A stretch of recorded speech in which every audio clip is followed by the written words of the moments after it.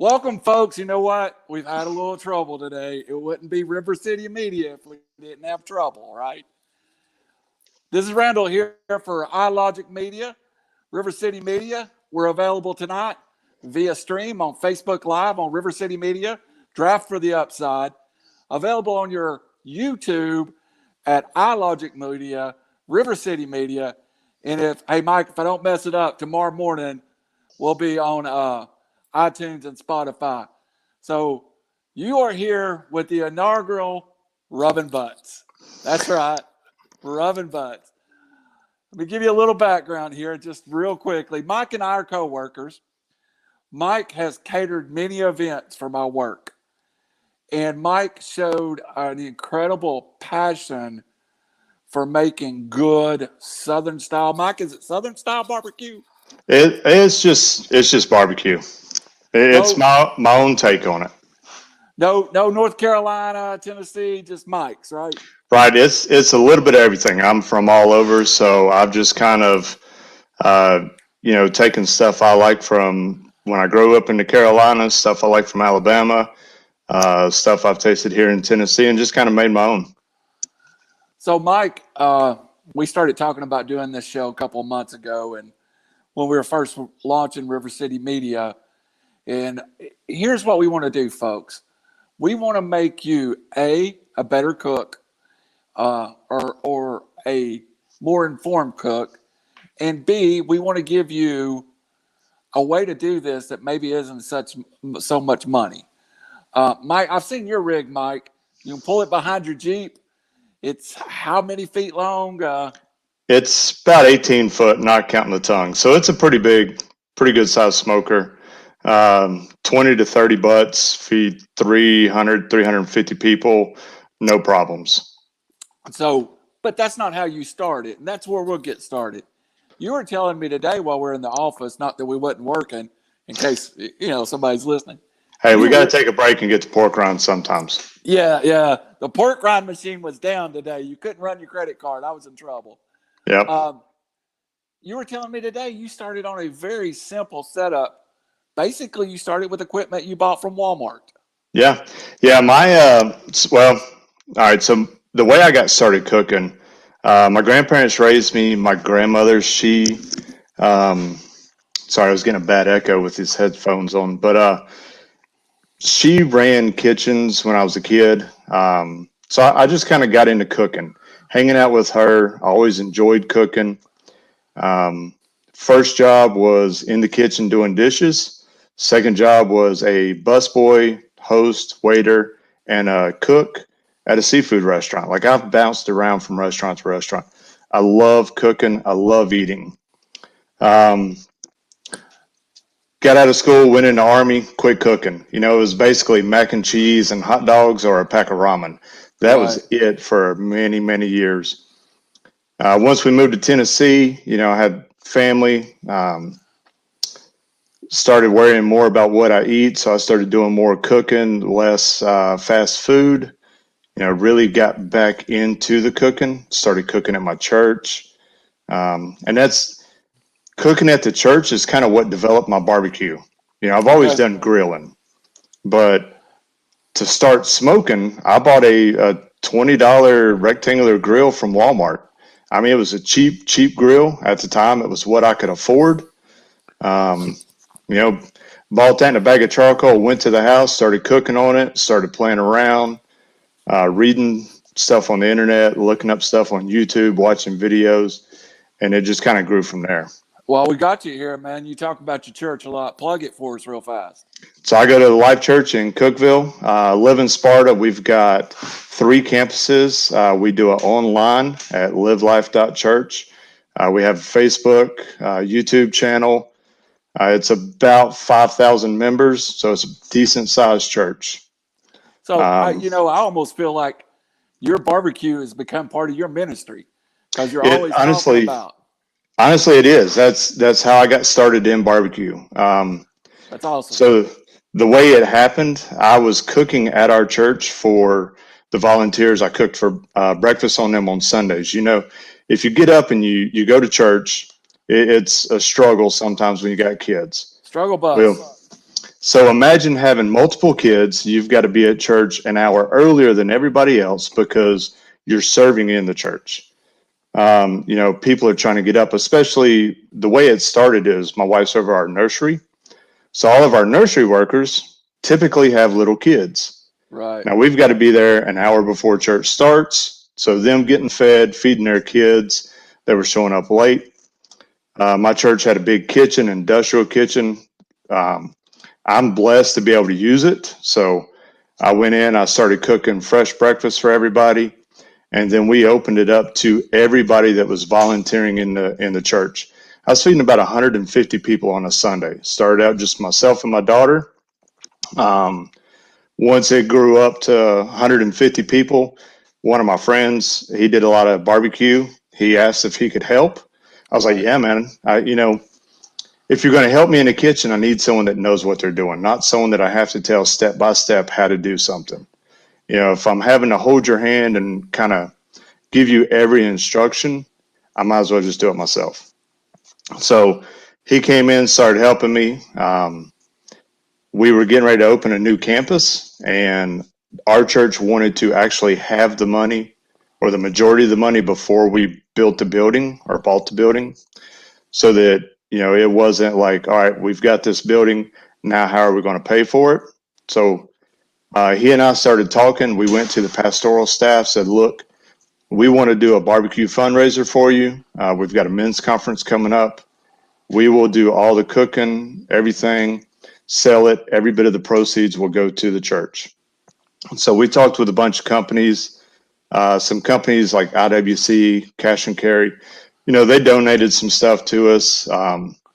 We called up Royal Oak Charcoal in Crossville, said, hey, we need a couple bags of lump coal. This is what we're doing. Would you be interested in donating some to us? And they brought us an entire pallet. Like, we asked for like 4 or 5 bags. They brought us an entire skid of it, dropped it off with a semi truck. It was like, you're local. We're behind you. What you're doing, whatever you need, let us know. So normally I don't plug any products. I just buy whatever I can buy because I'm paying for it. But, a company like Royal Oak stepped up and brought us an entire skid of lump coal, 30-pound bags. That's a good bit of money. They even delivered it to us. We offered to pick it up. They said, no, we got you. So that's awesome.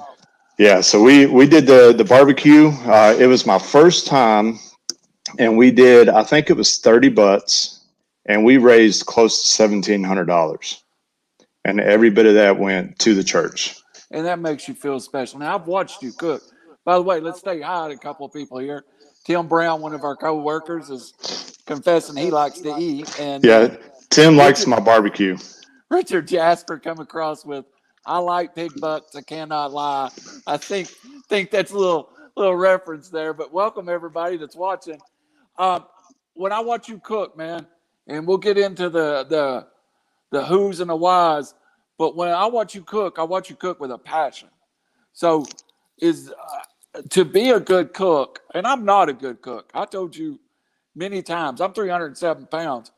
I've been talking barbecue with you all day. I went to Buddy's and got me some ribs before we come on the air.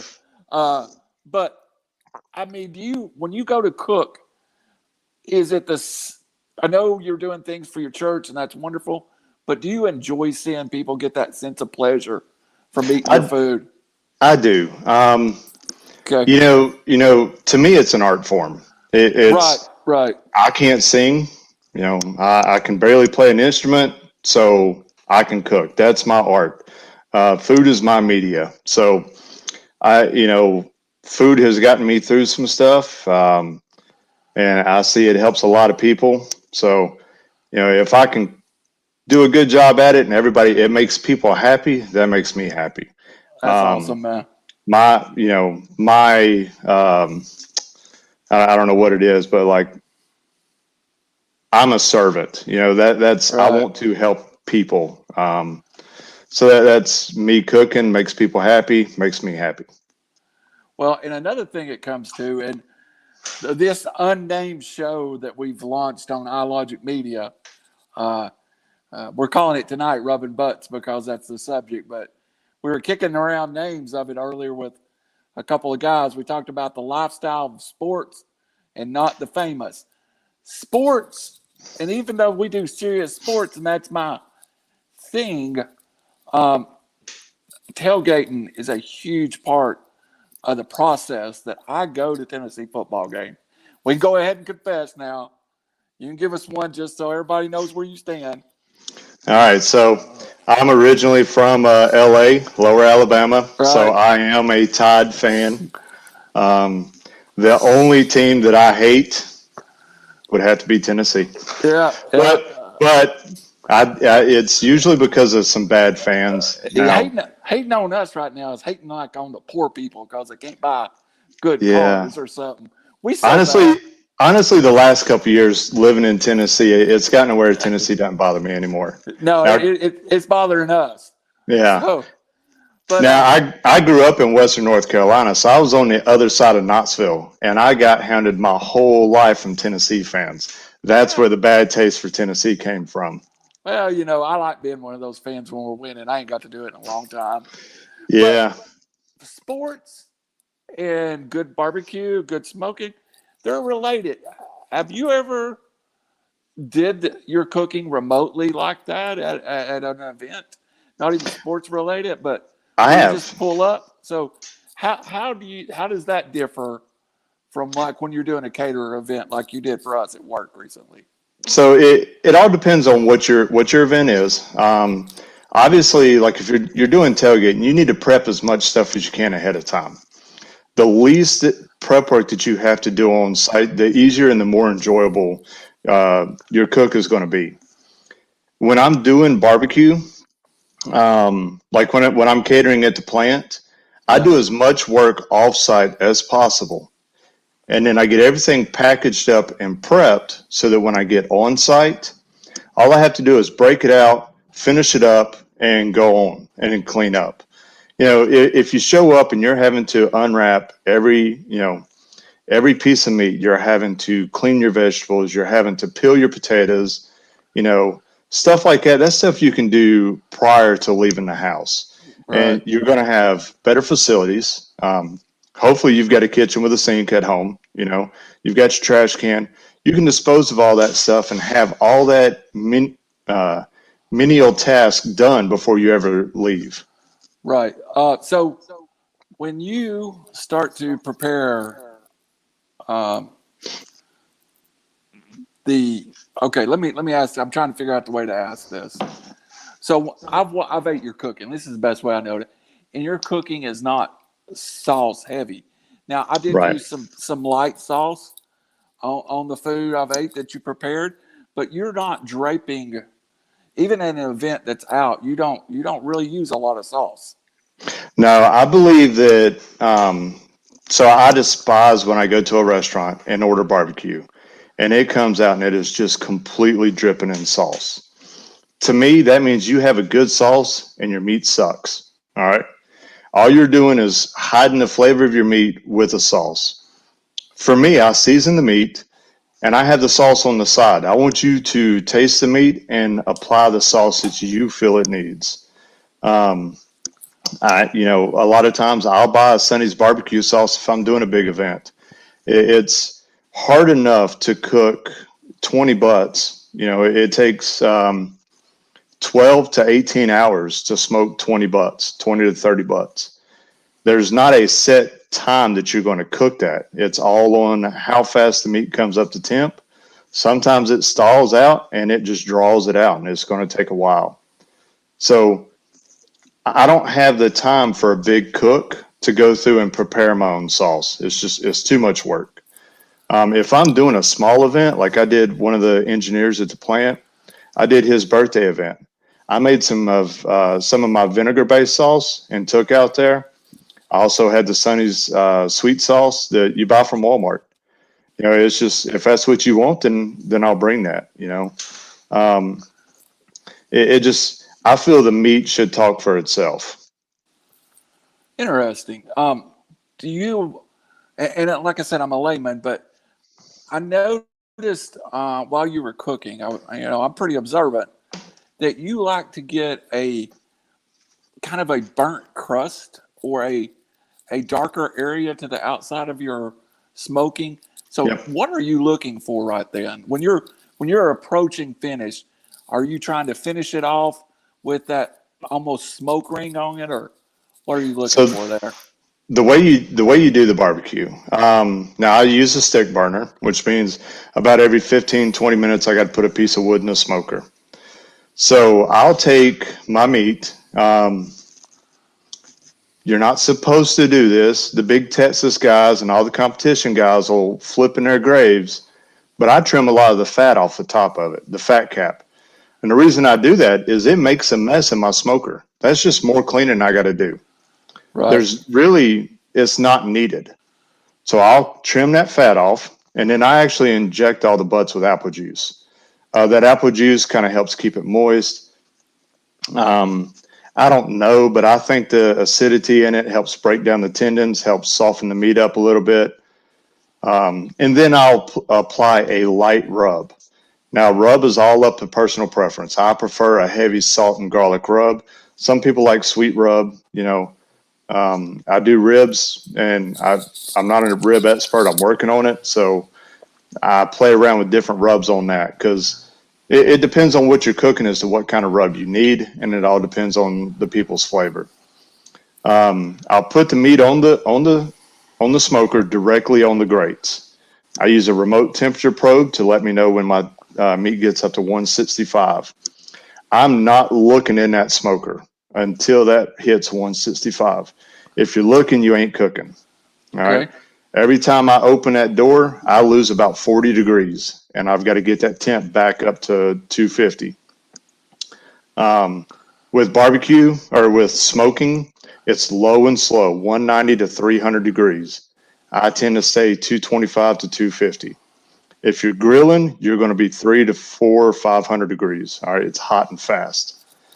So I want to try to maintain that 250 or as close to 250 as I can, because the more that temp drops, the longer it's going to take to hit that internal temperature.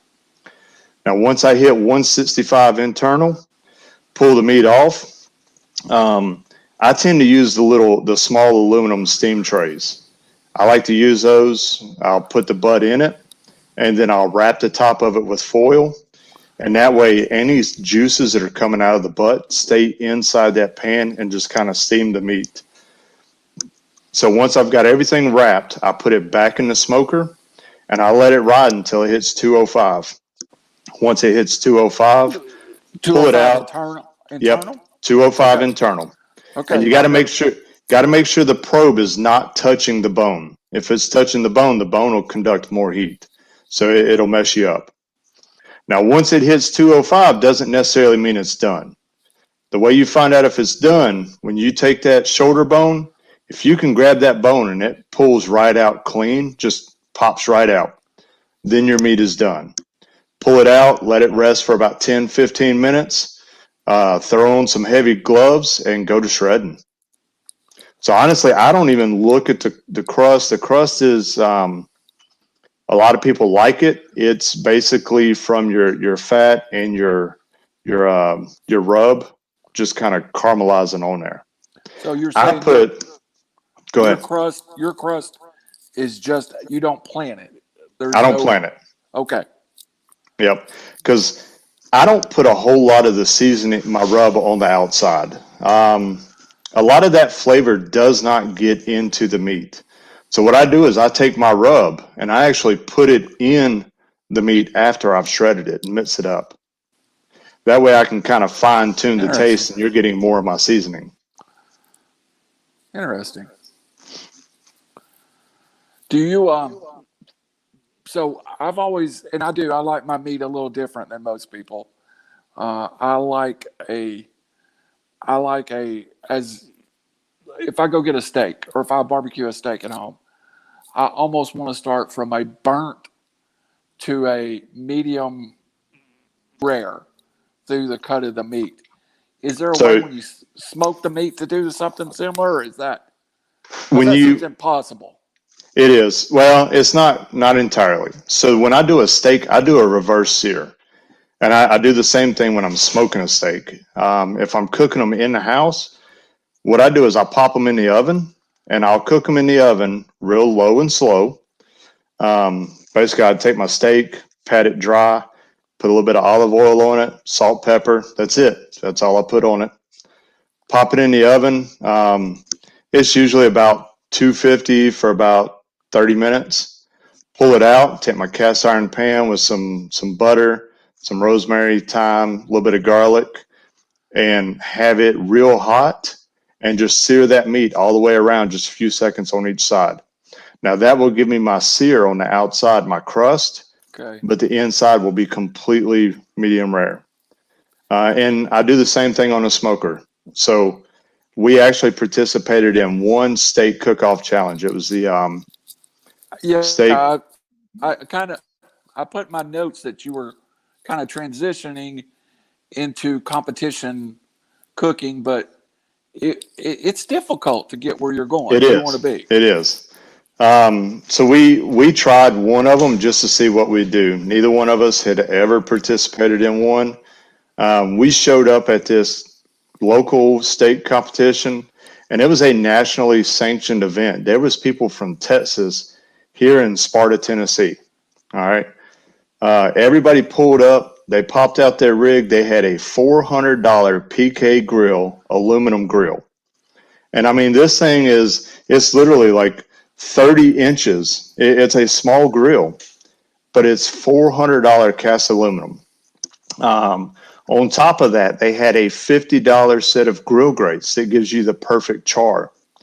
Every one of them was using that. We rolled up with an upright smoker that we built at home, put it on a trailer. It was made out of a propane tank. You know, it was a 6 foot tall, 8 foot tall propane tank that we stood up and put it on a trailer. So we rolled out there, did our steak, smoked it.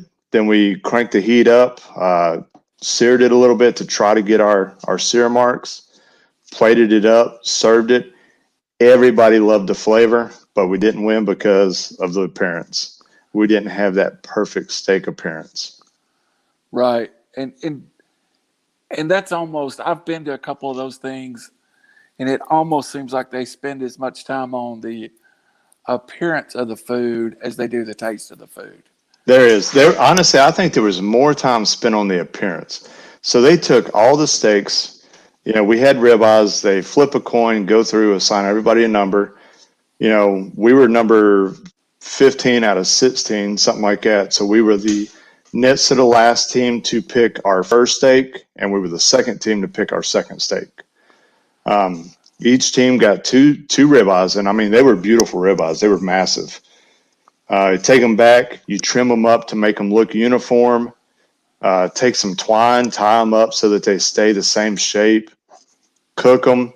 You're only allowed to plate one. There can be anything else in the box with the steak. Couldn't have like a bunch of liquid in the bottom, so you couldn't put a butter sauce over it, anything. I mean, there was a lot of rules. I had a good time doing it. I actually learned a lot from all the guys that were there. You know, it was, I figured it was going to be a really stuck up crowd because, you know, we were going for a lot of money, and Right. everybody was just really, really chill. Come by, see what you're doing. Oh, you know, this is how I do it. This is what I'm using over here. You know, you got any questions, come over. So, I mean, it was a good time. I would do it again. I wouldn't do it with a smoker. I'd take my little $20 trash can grill over and use it, you know, but flavor, we had them beat. It's just the appearance killed us. I think we got 12 out of 16. So you made some notes, or we don't want to leave this broadcast without giving people direction to how to become a better barbecuer. So let's Right. start there. That's a little bit of the history. Yeah. Tell me, as a layman, how am I going to make better barbecue tomorrow? So first thing you got to do, you got to have good quality meat. All right. That's number one. I do not skimp on my meat. Now, it's this day and age, it's kind of hard to get it. I had the last time we cooked at the plant, I went to 5 different places to try to get butts to do our cookout at the plant. It was a struggle. Um, but once you've got your meat, you got to spend a lot of time in prep. And like I say, with the barbecue, you've got to go low and slow. You've got to have a good seasoning. I've been to a lot of places, they smoke it, and all you taste is the oak and hickory. Hickory is a very strong wood, so you have to have a mix. You know, you go out west, they like mesquite. I'm not a huge mesquite fan. Some of it's good, but it gets really overpowering. I find mesquite overpowering. I'm with It you. is. So in a small amount, I like it. You know, but you got to be real careful. Um, for my rub, I'll actually tell everybody what I put in my rub. I won't give you the exact amounts, but I'll tell you what's in it. So kids, grab your pen, paper. You know, um, the number one ingredient I put in there is sugar, salt, garlic powder, onion powder, smoked paprika. I use a little bit of dehydrated bell pepper and a small amount of chili powder. Mix it all together, rub it on, and then when it's done, I like to taste. Once I've shredded the meat, I taste it, add a little bit in, mix it up, let it sit for a few minutes. Because if you just put it in, mix it up, taste it, and then put some more, you're going to be way too salty. So it's, you know, you got to be real careful with how much salt content you put in there. The next thing you got to worry about is your sauce. So everybody has their difference in sauce. I grew up in Western North Carolina. Little kid, I loved sweet sauce. As I got older, I developed more of the Carolina Gold mustard base. I started really getting into that. And then over the last couple years, I've really gotten into a vinegar base. The vinegar has become my favorite. It's got that real tangy and then some spice to it. Um, Going to Tuscaloosa every year, they have their own that I've never seen anywhere else. It's a Alabama white sauce, and it is really good on pulled pork and chicken. It's a mayonnaise-based sauce. Now, I will tell you, they sell it at Walmart. Don't buy it. It tastes like paint, straight up paint. All right. I bought some. I was like, I'm gonna try. I'm gonna take this home. I was so excited. It was the worst thing I ever bought. I started to take the bottle back and get my money back. It was horrible. But if you're ever in Alabama, northern Alabama, pick some up, try it, taste it. It's really good. Uh, for my vinegar sauce, I take, and this is just a basic, this would be like, Randall, you're making this at home, all right? Right. Take 2 cups of apple cider vinegar, put it in a pot. It doesn't have to be a big pot. 2 tablespoons of brown sugar, half teaspoon of cayenne pepper, 1 teaspoon of red pepper flakes, about a teaspoon of salt, teaspoon of pepper, and then a dash of Tabasco sauce. Some people call for using ketchup, but you don't really need the ketchup. All right, I like it to be thin. I just use the Tabasco sauce for a little bit of color. Bring that up to a boil, whisk it, let all the salt and sugar dissolve into the vinegar. Turn it off, let it cool down, put it in a jar, put it in the fridge for overnight, and it's ready to go the next day. It allows all the pepper to kind of break down in that vinegar. So you'll get a little bit of a sweet, a real tangy, and a spicy flavor. But that's turned into one of my favorite for personal use. My wife and I both love that. So when you're doing this, let's let's go back to this. If you were tailgating, would you prepare all this beforehand? I got a horrible echo from something. Yeah. If I was going, say I'm going to Tuscaloosa to watch a game and I'm a Right. tailgate, I'm going to cook everything ahead of time. Barbecue is super easy to reheat. The way I do it, once it's all done, shredded, put in a pan, go ahead, chill it. When I'm done eating, I take it all and put it in gallon Ziploc bags, flatten them out, put them in the freezer. We'll pull bags out of the freezer, dump it into a bowl, put a little bit of apple juice in it, cover it up, pop it in the microwave, and that's dinner for the night. But if I'm going to tailgate, take you the small aluminum steam tray pans. They've got the lid that goes on them. Put it in there. Buy you a small thing of apple juice. It doesn't take a whole lot of apple juice. You get on site, break out your grill, get your charcoal going. You can take that pan, put a shot of apple juice in it, cover it back up, put it up there. And as it's heating up, that apple juice is kind of steaming throughout the pan, and it heats it up, keeps it moist, and allows it to warm back up real quick. The one thing you don't want to do, and I've seen a lot of people say to do this, they say that when you go to reheat food, if you're doing barbecue, do it 300 degrees in the oven. You know, I don't like to do that. If you're doing 300 degrees for 2 hours, you're essentially cooking that food more. All right. Right. So I've already cooked that meat for 16 hours. It's at the perfect time or perfect texture. I put it in for 2 more hours at 300 degrees. It's going to get tough and dry. See, I think Anytime. that's where we've made mistakes, is taking it back, is cooking it at home and then applying direct heat to it Right. at the tailgate, and it almost becomes burnt by the time Now, you get it reheated. so the way I do it is hot and fast. All right. Okay. Because that way you're not extending that cook time. If I'm heating something back up at home like that, if I'm doing a big pan of barbecue, 500 degrees, throw it in the oven, 15, 20 minutes, boom, you're done. Right. All right. All you've done is you've brought it up to temp real quick without drawing out that cooking process. Yeah, And it makes that's, sense. and I've seen, professional restaurants tell you, your favorite restaurant down there by the plant told us one year to reheat turkeys, pop them in the oven for 2 hours. And I'm like, no, you're recooking the meat.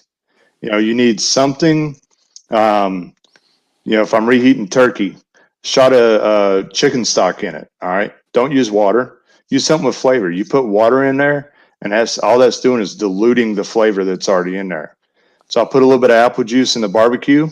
It's got a sweet flavor. It kind of kills out a little bit of the saltiness, but it heats it Right. back up and steams it. I'm doing chicken or turkey, shot of chicken stock in there. All right. It's got a chicken flavor. It's not water. It's not going to just draw out the moisture or the flavor. It's actually adding flavor back into it as it's warming up. So, one question I was going to ask you is, I know you do a lot of butts, you do a lot of, you're learning on the ribs. I'm afraid of poultry when I go to smoke it. Give me something I could do. I've got probes, and I get it up to 165. And I'm supposed to feel good about it, and then I tear it apart, and I don't trust myself. Right. Is there a way to know that you have this cooked fish? Because the last thing you want to do is bring your friends over and make a beer can chicken and send everybody home sick. So, Yeah.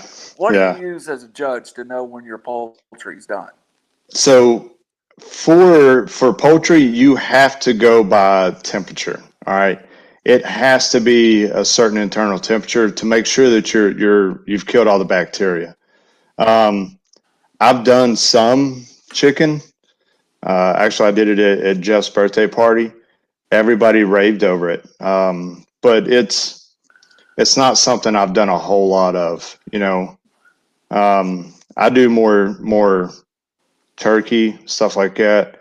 Turkey's real hard on the smoker, but it takes a long time. But chicken, anytime you're doing chicken, once it hits 165, you should be good. And you Okay. want that probe in the thickest part of the meat. All right. Yeah, I've read different things that says where you put the probe, but that makes sense because if you go to that thickest part of the meat, then of course everything around it's going to be Right. at temperature. Right. So if I'm checking the temperature in a leg, and I'm down near the part that doesn't have hardly any meat, it's going to hit 165 real quick. But Right. if I'm checking up in the breast and it's a pretty thick breast, it's going to take it a little bit longer to get up that temp. Once that thick part is hit temp, you're good. So I want to plug everything for everybody again. We got a few more minutes with Mike here. We may run just a little long, but we'll get it out. But it's If you like what you hear, you want to hear it again, you can go to Facebook, River City Media. You can go to YouTube, River City Media, iLogic Media. Also, Draft for the Upside on Facebook. If I made my settings right, I keep saying that, Mike. I hope everybody realizes I don't know that if I did or not. If I made my settings correct tonight, tomorrow morning this will be uploaded to iTunes and to Spotify under iLogic Media. Also, if I could take just a second, if you join us to hear Mike, every Tuesday night there's a 3R sports show. We treat sports seriously. We talk seriously. We're true sports fans. Then Thursday night with Philip Chaplin out of my buddy from Indianapolis, we do another angle, Mike. And what we try to do when we do the other angle is, and you can see we're promoting it right above your head there. We try to take what we hear on ESPN and maybe break it down and go to another level that not everybody talks about. Sometimes it's like watching the news. If you watch the news, all you hear is what the news wants you to hear. Sometimes there's more stories than they are there. And of course, I'd love to have Mike back again. This yet to be named show that last week was a 9-year-old baseball player who, Mike, he's incredible. He can quote the second baseman for the Seattle Mariners off the top of his head.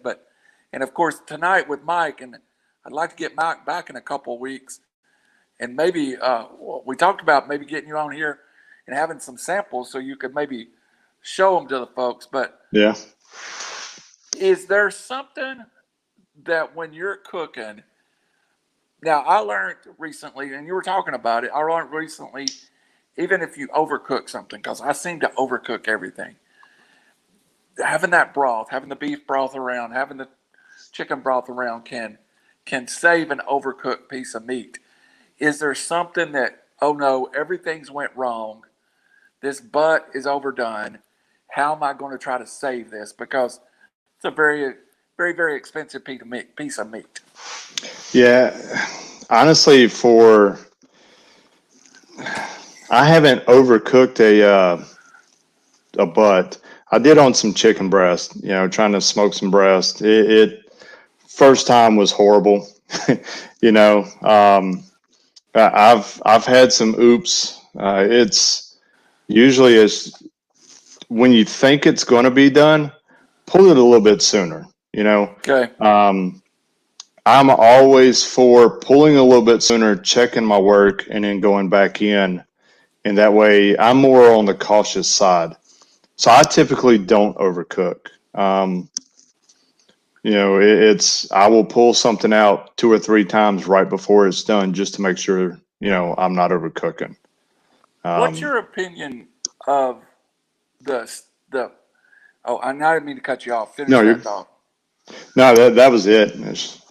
What's your opinion of the stuff like the green eggs and the stuff that uses they're really expensive, and I've tasted some food off of them. They're really good, but it seems like the taste sometimes gets a little generic. Have you had any experience with those kind of equipment?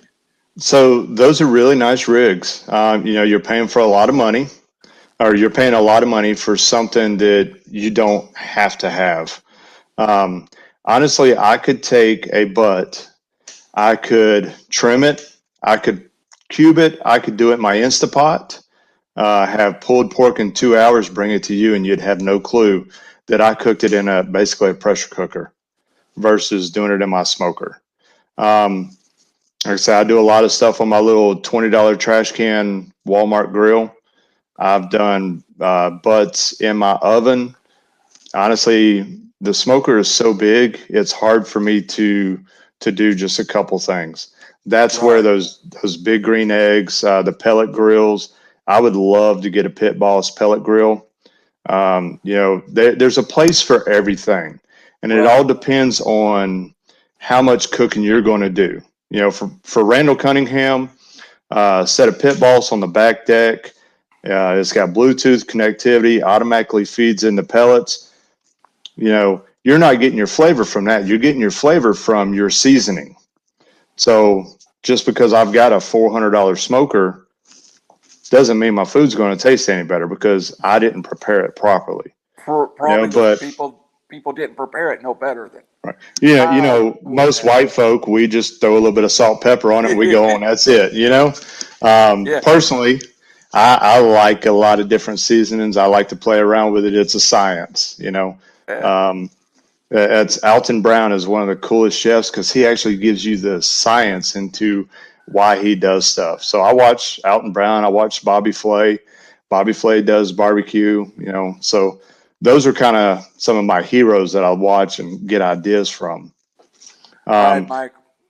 We're running yeah. out of time. I want to get to something though before we do. Your inspiration are those guys. Who do you are leading me perfect into the question? Who are the people that you have stole from, have recovered from, have took a piece of this guy, a piece of that guy, and that's what you call Mike Leach? Honestly, the barbecue portion, the majority of it came from a guy named John at my church, John King. Um, he's I don't know, he's special needs. He works on Toyotas all the time, and that's all he can work on.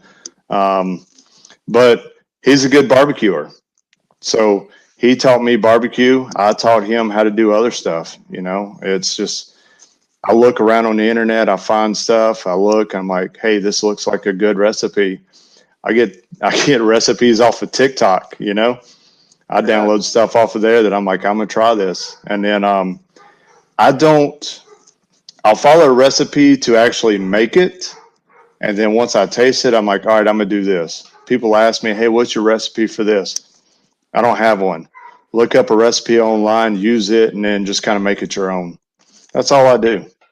Well, the one good thing I cook, I think, is a chili, and I don't have a recipe. And majority of my stuff is already pre-prepared for me. It's just a combination which I mix it. Is some great some hot beans from this place, and some green bean or some chili beans from here, and some kidney beans from there, a little bit of Carol Shelby, a little bit of salt. It's the So one good I thing I love the make. Carol Shelby's chili fixins. That's my It favorite chili is. fixin. Boy, it get hot on you though if you throw It all will. that in there. It It will. will. Uh, Mike, there's something else a couple more things, and we're running late, but if we run past, we still got a 30-minute window here. Um, we both share a great love of seafood. Have you Oh ever yeah. done seafood on the grill yet? I haven't. I haven't. Now, growing up, we used to do seafood boils.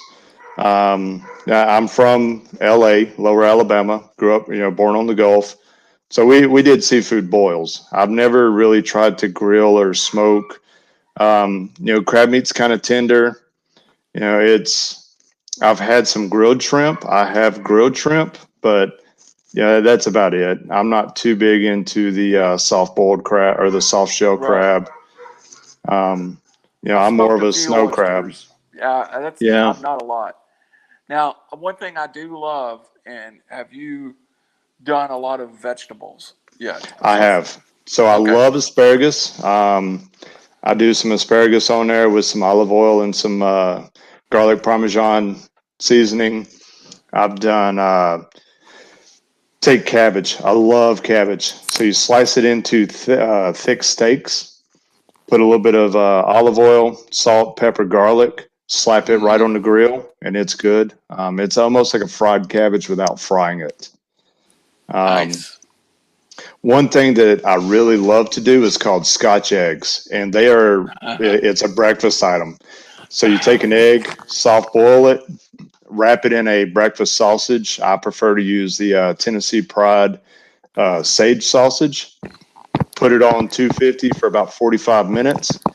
Take it out, brush some um, barbecue sauce on it, put it back in for 10 minutes, let it caramelize. And that right there is one egg is breakfast. You do six and eggs with 1 pound of sausage. and it's an Irish. There's a place over in Nashville called McAllister's. I've talked about. They've got me addicted to Scotch eggs. So it's so good. So did we get That's actually something I picked up at my steak cooking competition. really Yeah. interesting? So that's Is one thing that I got from there, and I've just ran with it. I love it. is there anything that I got a couple follow up last questions? Is there anything you wanted to get out that we didn't get to talk about in this 45 No, minutes? no, I think we covered everything I had notes on. All right. All right, so I want to ask you a couple more questions, and we'll call it a night. Maybe we'll get you back in a couple of weeks, and talk about it a little more, folks. Just to follow back up, this 6:30, 6:45 on iLogic Media, you're going to see something different than sports. In iLogic, we believe that, if you watch iLogic, you'll see the Grumpy Bunny cooking show. You'll see, how to make cocktails. You with Superman, some of the best stock tips out in the world. Don't listen to me on stock. So iLogic is eclectic, Mike, and I love being a part of something that's eclectic like that. So it gives an edge to my sports that I can get away and do something other than the hard sports that I really is a passion for. But if tomorrow I walk up to you at work and I go, Mike, um, I don't want to. This summer, I really want to enjoy it. I'm thinking about buying a gas grill. What's your reaction to that? Um, Personally, I prefer charcoal.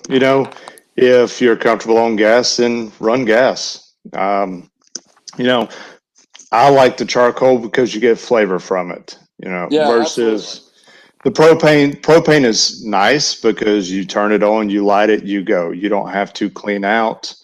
Um, so I mean, it's all up to user preference. You know. The smoker we've got has a gas burner on it, so we can throw a skillet up there. We can throw a pot. We can use gas. We use gas to actually get the smoker up to temp. They've got their place. Everybody does, kind of what they want, and that's what's so great about barbecue and smoking and grilling. It doesn't have to be Mike's way or Randall's way. You know, it's whatever you're comfortable with and whatever turns out good food. Well, and I will give you advice. Being a plus 300-pound man, I think anytime you barbecue, you should invite a fat friend over because we have Well, that's really, everybody every, says never trust a skinny cook. yeah, But yeah. up You're until a not. couple of years ago, I was only 150 pounds. Well, you've took care of that. Yeah. So, uh, Mike, before we get off from here, first I'll give a shout out to your family. I mean, you got such a great family. We want to give them all a shout out too. Yeah. Actually, I just heard them pull up. I told my wife I was going to be in the garage, so don't disturb me. But yeah, my wife, she's awesome. She runs the nursery for our church. Her name's Kelly. She actually takes care of our two kids. We have an 11-year-old daughter, Alexis, and a 5-year-old son, Weston, and she homeschools them while she works all day. Wow. So that's pretty awesome, mom. And I'm blessed to have someone who'll take care of the house like that while I go out and do, you know, my work, do rescue, work at the church. So it's pretty awesome to have a partner and a spouse that'll take care of the family and hold the fort down. And Alexis just is a little bit older than my daughter Anna Lee, and we're thankful she shares the same style as Anna Yeah. Lee because we inherit a lot of clothes from her. So your family's really a blessing to my heart. Um, and I want to give you a chance to plug whatever you want to plug. If you want to plug the church again or a Facebook page, whatever you got you'd like to plug, brother, go ahead and plug it. I honestly like to say the only thing, it's I'm a member of the Sparta White County Volunteer Rescue Squad. So, always look out for your volunteers. The majority of our departments, Tennessee is covered mostly by volunteers. So your local volunteer fire and rescue departments, um, typically we're out raising funds for ourselves. I know White County, we Yeah. do barbecue, we do different fundraisers, and that's how we buy the equipment that we need. So, you see these guys doing breakfast, doing stuff like that. Please support them. Not just my department, but your local department. These are the guys that are out saving your life when you're in a fire.